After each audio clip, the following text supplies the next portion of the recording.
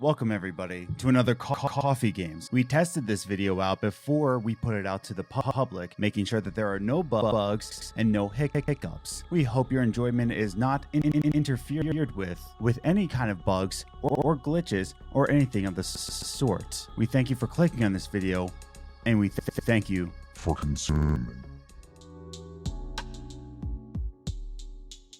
Welcome back, everybody, to another Coffee Games. We're here. We're back with another one. Yeah, I just wanted to talk a little bit about bugs in games because the subject has come up yet again for Cyberpunk 2077. It's gotten so bad that PS4 and Xbox One the users are getting refunds now. So that's pretty crazy, especially on the PlayStation Network, for them to go ahead and give refunds on the PSN. That's bananas. But it's gotten so bad that people are once again asking, should games be bug-free before they release? But before we get into that subject, hi, how you doing? You're doing good? I'm so glad. I'm so happy for you. I hope. Welcome to the Games and Groceries channel, where we have video game discussions like this video, as well as our weekly podcast. So if you're into video game discussions, this is the place to be. So go ahead, click that subscribe button and hit that notification bell so that you know when all these videos come out and any updates that come to the channel. So we hope you consider joining our community here on Games and Groceries. So with that said, there's a lot to unpack here. There's a lot to talk about within games and bugs and glitches. But before we get started with that, I want to ask you, or even just start this conversation with, what is your tolerance to bugs? And that's the first point I want to make is, what do you really mean by bugs, glitches, or anything of the sort? It seems, and it really goes into, if you go on Twitter at all, if you go on any social media, it really seems that bugs and tolerance for bugs is completely subjective, or even sometimes coincidental. Talking about Cyberpunk 2077 releasing, I will go on Twitter and I will see both sides. I will see that the game is absolutely unplayable, or the game is fine. I don't know what everybody's talking about. I myself haven't played Cyberpunk 2077 because I'm irrelevant, it seems. But I knew going into it that Cyberpunk was going to be a buggy mess. It just seemed as if, it wasn't going to release on a state that I was going to tolerate it, so I wasn't going to pay $60. That is my point. My tolerance for bugs and glitches is a little bit low. I don't really like immersion breaking bugs. And I think that's the objective answer is, what's the bug that really gets on people's nerves? It's whatever takes you out of the game. Whatever makes you notice that you are playing a video game and it takes you out of that immersion of the world within it. Whether it be quest bugs, and what quest bugs really mean is that you're going on a certain mission, a certain quest, and it won't let you progress forward because there's either a glitch or the character died or went through a wall. There's so many things within quest bugs that will take you out of the game because you can't complete the game. Or there is just the regular old bugs where, again, characters just walk through walls, or even just, some things within the world where, cars may not be doing the right thing, or cars just set on fire for no apparent reason. Just things within the world that don't match up. It depends on what your tolerance is for bugs that will say to you that this is too much of a buggy mess for me to consume. And that's what my opinion was. I didn't consume Cyberpunk, and not anything to the developers, and there's a lot of people who are angry at the developers for the right reason. We'll get that in a little bit, but in my opinion, it just wasn't up to my tolerance, and I'll just consume it 6 months down the line when they fix these bugs, and then I can consume it then, and even then it will be on a cheaper price. So that's perfect for me. But some people want to be in that. Some people don't care about bugs. Some people, when they see a quest bug, they don't mind. And I don't think we as gaming culture, should fault these people for enjoying a video game. Within all the people who say that there aren't any bugs, or they don't think it's really matters in that coincidental thing, like they got a good copy, I guess, But all of us just say, like, you can't be having fun with that. You can't possibly like that game. It's just a buggy mess. Oh, they lied to us, which they did. But my point is that if they have a high tolerance for bugs and they say, and all the people who are consuming it saying, there's a great story with it, I'm having a lot of fun, let them have fun. Let them pay their $60. Let them have the first edition of that game and just let them go forward. But I think what we should start with is, what is your personal tolerance to bugs? And I think that's the biggest question when we're talking about, should games come bug free?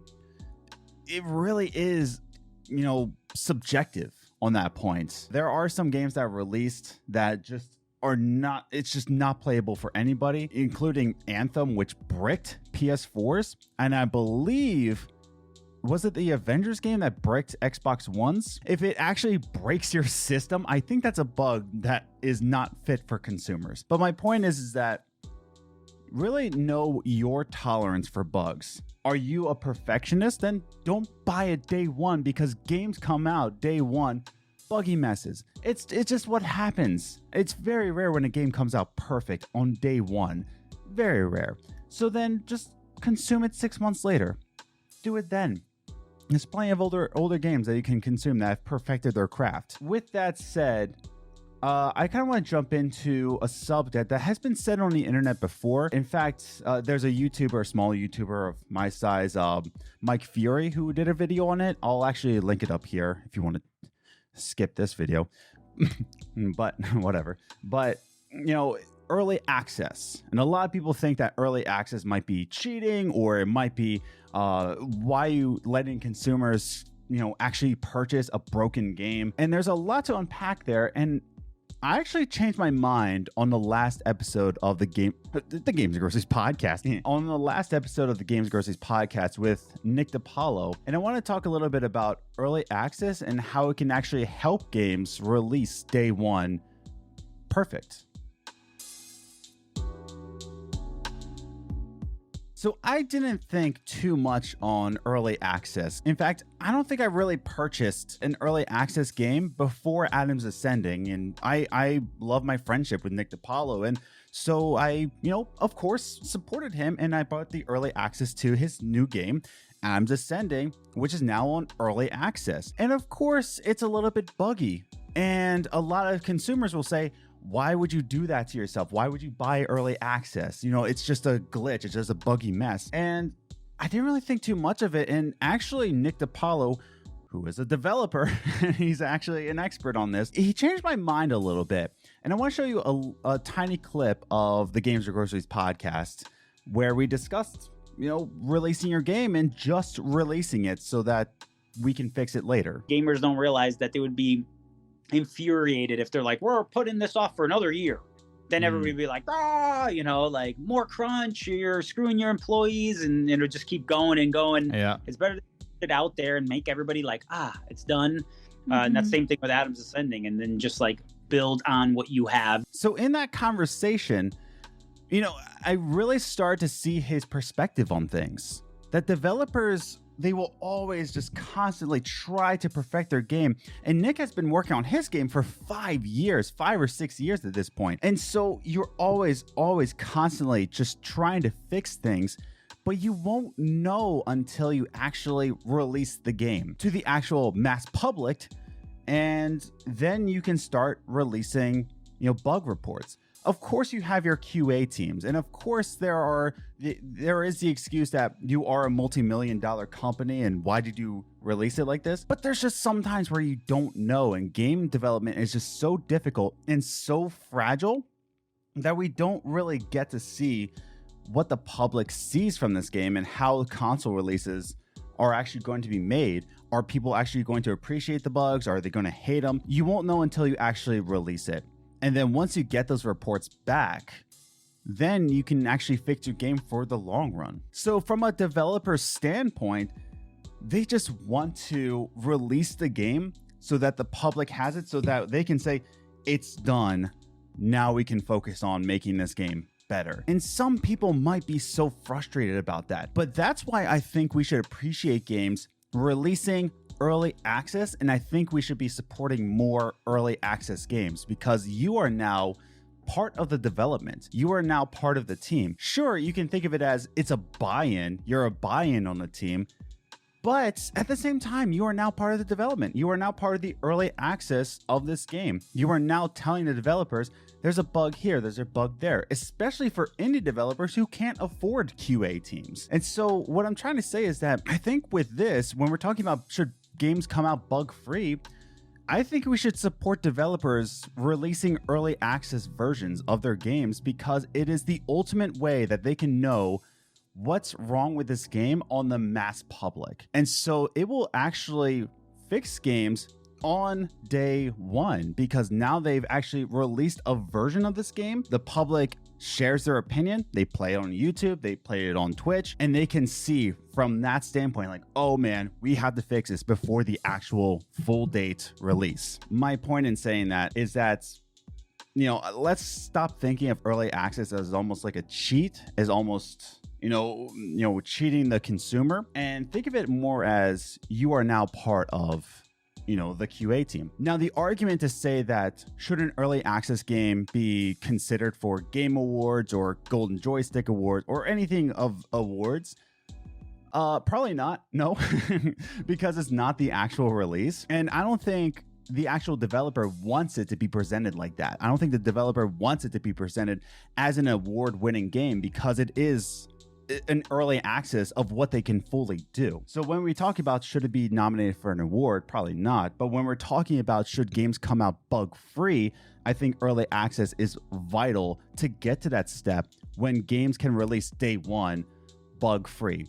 I hope that makes sense, but if not, I definitely recommend Nick DiPaolo's latest episode on the Games Groceries podcast. There's timestamps so you can fast forward to his discussion. I think he just did a brilliant job into explaining why he released this game early access, and it actually changed my mind on a lot of things. So always be plugging, as Jarvis says. So I will always be plugging. Check out the Games Groceries podcast. So let's just jump to my last point. And with all this said and done, with the tolerance of video games and early access will make games better, let's talk about the final thing is, should we just accept bugs in games? Should we just be more accepting of that? Let's conclude our discussion. So when we talk about should we just accept the bugs when they release, should we just be more accepting? I don't think accepting is the right word. I think we should be more understanding is the right word. I think we should understand that game development is never easy. I think we should understand that game developers want to give out the best that they can do. In fact, CD Projekt Red has constantly said that the reason why they've delayed it so many times because they wanted to give you a 9 out of 10 game. They wanted to give you a 10 out of 10 game. They want to give you the best game possible. If you're a YouTuber, if you're making videos like us, we want to give you the best entertainment that you can possibly get. But sometimes it's just not that easy. It's not. And I feel like if we're more understanding when developers decide upon early access, we should understand that it's for bug fixing. When a game comes out without early access and they just do day one and there's a giant patch, we should understand that they just needed to release it to the mass public just to see what happens because they'll never know in-house. And I think we should be just understanding that game developers are human. QA teams are human. Everybody is human except for the AI and the engine.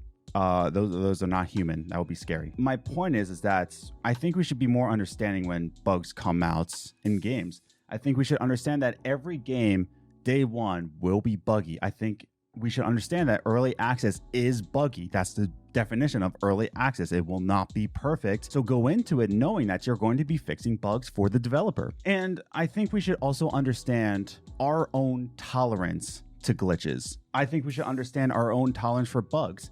Jake Baldino has come out to say that he has a very high tolerance for bugs. He doesn't really care.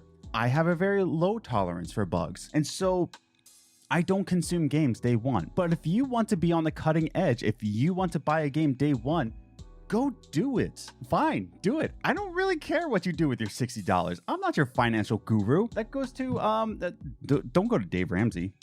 But that's the thing, is that I think you should understand your tolerance. I think you should understand developers. If you want to be on the cutting edge, that's on you. But if you're like me and you don't have a high tolerance, vote with your wallet. Don't buy the game. Just don't do it. That's all I really have to say on the matter is just wait for games if you have a low tolerance. If you have a high tolerance, buy the game, support the developers, but also report your bugs to the developers. Also show why it's a buggy mess so that they know what's happening with the first day consumers and what's happening with early access consumers. So those are just my not really brief thoughts.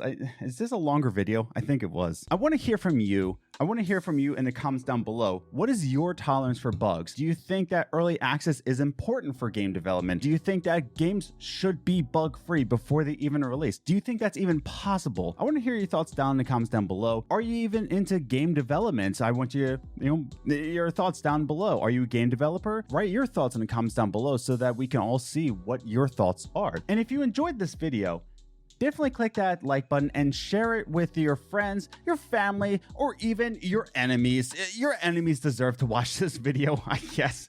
I don't know. We hope you enjoyed this video. We want to give out the best content that we can make working full-time jobs. There might be updates to the channel pretty soon. Stay tuned for that. We will update you on our social media pages, Twitter at Gaming Groceries or Games Groceries, all one word, on Instagram. So stay tuned for that. And with all that said and done, we thank you for watching this video and we hope to see you in the next one. And please, please, please wear your mask.